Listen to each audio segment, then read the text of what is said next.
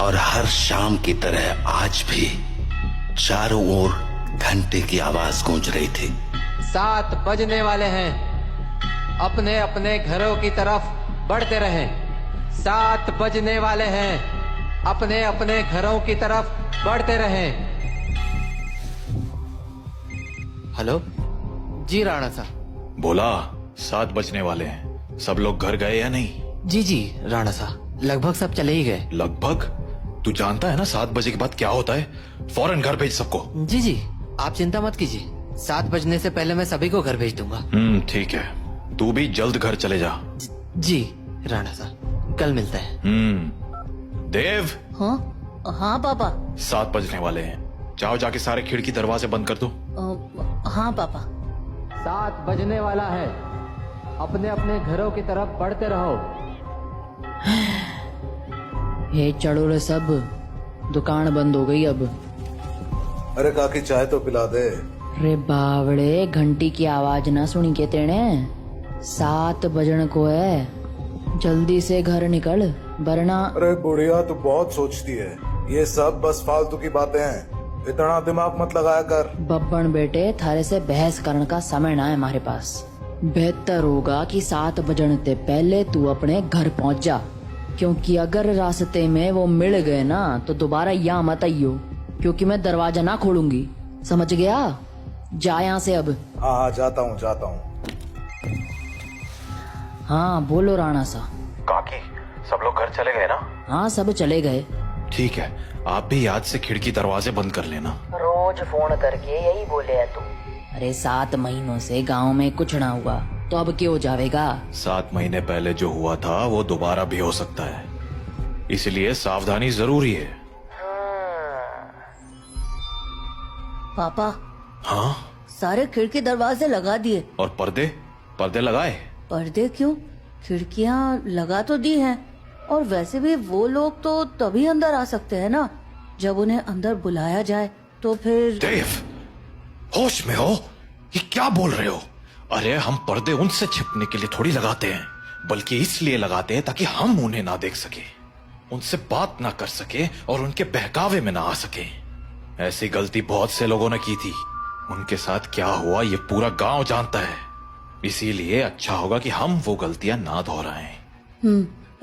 पापा, क्या मम्मी के साथ भी ऐसा ही कुछ हुआ था? क्या वो भी? 7 बज गए, जाओ जल्दी से जाके पर्दे लगा दो, वो लोग अब आते ही होंगे। हाँ। तो राणा सा की बात मानकर देव खिड़कियों पर पर्दे लगाने के लिए चला गया, पर अभी वो पर्दे लगा ही रहा था कि उसने ऐसा कुछ देखा जिससे उसके होश उड़ गए। देव बेटा।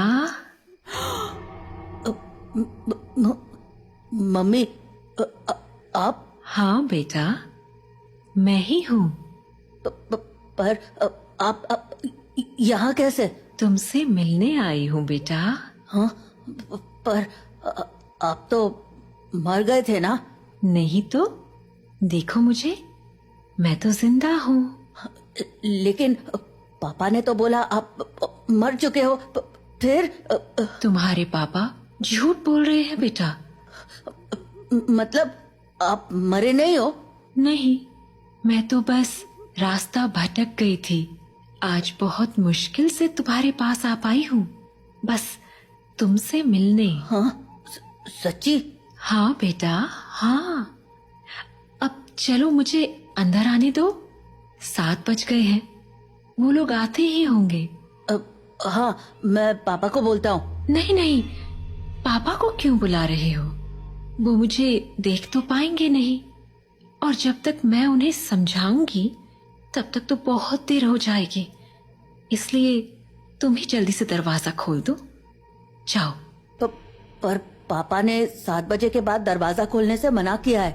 बेटा, मेरे पास ज्यादा वक्त नहीं है, मैं ज्यादा देर तक बाहर नहीं रह सकती। तुमने दरवाजा नहीं खोला तो? नहीं, मैं खोलता हूँ। थैंक यू बेटा। तो देव अपने घर के दरवाजे पर पहुंचा और दरवाजा खोल दिया, पर जब सामने कोई नहीं देखा तो उसने अपनी मम्मी को आवाजें लगानी शुरू की। मम्मी मम्मी अरे मम्मी कहाँ गई? मम्मी कहाँ हो? जल्दी आओ ना। देव, पापा तुमने दरवाजा क्यों खोला है? देव बेटा, मम्मी देव मम्मी को अपनी ओर आते देख ही रहा था कि तभी राणा सा ने एकदम से लाइट्स बंद कर दी और लाइट के अचानक बंद होते ही देव पीछे पलटा तो उसके सामने अंधेरे में राणा सा खड़े थे जो देव को चुप रहने का इशारा कर रहे थे। देव बेटा,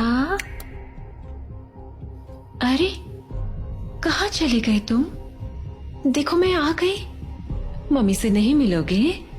देव, देव। नंदिनी देव को आवाज लगा रही थी पर वो वहां था ही नहीं क्योंकि राणा सा ने उसे बगल वाले कमरे में छिपाकर दरवाजा बंद कर दिया था। पापा बाहर मम्मी थी और देव शांत हो जाओ, मैंने कहा था ना तुम्हारी मम्मी मर चुकी है। पर पापा उन्होंने बोला वो जिंदा है और देव बेटा, तुम अंदर हो ना? दरवाजा नहीं खोलोगे? तुम्हारी मम्मी आ गई। दरवाजा खोलो बेटा। पापा श्श, कोई आवाज मत करो। लेकिन पापा मुझे मम्मी से मिलना है। श्श, तुम्हें अगर सच में लगता है कि वो तुम्हारी मम्मी है तो उनसे कल सुबह मिल लेना, ठीक है? पर अभी के लिए शांत हो जाओ। राणा सा, ओ राणा सा, अरे मिलने दो ना मुझे देव से। कब तक झूठ बोलोगे उससे कि मैं मर चुकी हूँ? राणा सा, आप सुन रहे हो ना? पापा बेटा बिल्कुल भी ध्यान मत दो और आंख बंद करके सो जाओ। पर पापा मम्मी ये क्या बोल रही है? शांत रहो देव, कल सुबह मैं तुम्हें सब समझा दूंगा।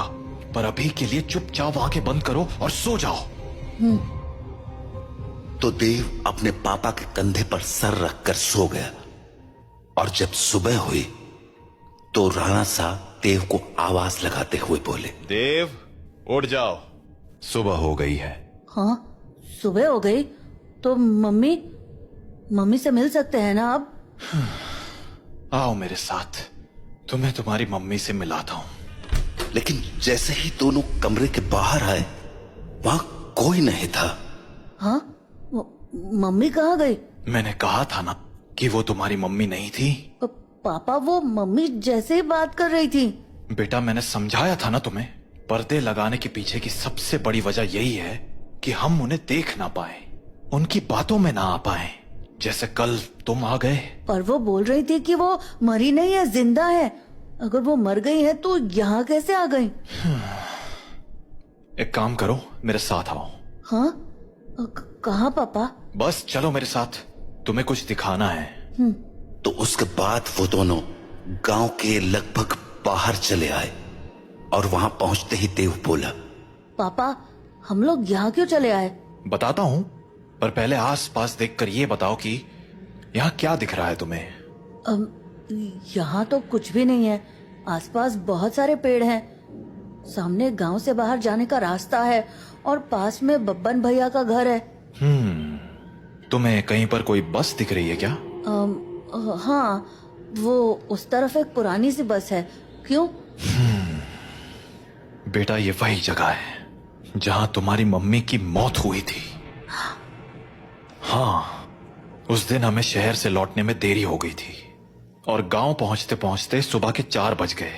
सूरज निकलने में थोड़ा वक्त था तो गांव के सभी घरों की खिड़की दरवाजे बंद ही थे। इसीलिए सुबह होने तक हमारे पास झाड़ियों में छिपे रहने के अलावा कोई चारा नहीं था। हम लोग एक झाड़ के पीछे छिपे ही थे कि मैंने तुम्हारी मम्मी की एक आवाज सुनी। नंदिनी, क्या हुआ?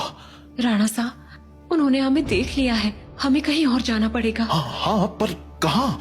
आसपास कोई घर है? घर तो है पर मुझे नहीं लगता कि अभी कोई दरवाजा खोलेगा। तो अब क्या करें? वहाँ एक पुरानी सी बस है, हम उसमें जाकर छिप सकते हैं। हाँ ठीक है चलो। तो हम दोनों फटाफट उस बस के पास पहुंच गए। पर फिर क्या हुआ? मैं तो बस के अंदर चला गया, पर तुम्हारी मम्मी मेरे पीछे नहीं आ पाई, क्योंकि वो बाहर खड़े होकर किसी से बात करने लगी। क्या हुआ बेटा, क्यों रो रहे हो? आंटी, मुझे बहुत डर लग रहा है। मैं बाहर छूट गई हूँ। मेरा घर बहुत दूर है। अरे बेटा रो मत, एक काम करो, मेरे पास आओ, हम लोग इस बस में छिप जाएंगे, फिर वो लोग हमें नहीं ढूंढ पाएंगे। सच में आंटी, कोई नहीं ढूंढ पाएगा? हाँ हाँ पक्का, कोई नहीं ढूंढ पाएगा, आ जाओ। थैंक यू आंटी, पर मैंने तो आपको ढूंढ लिया।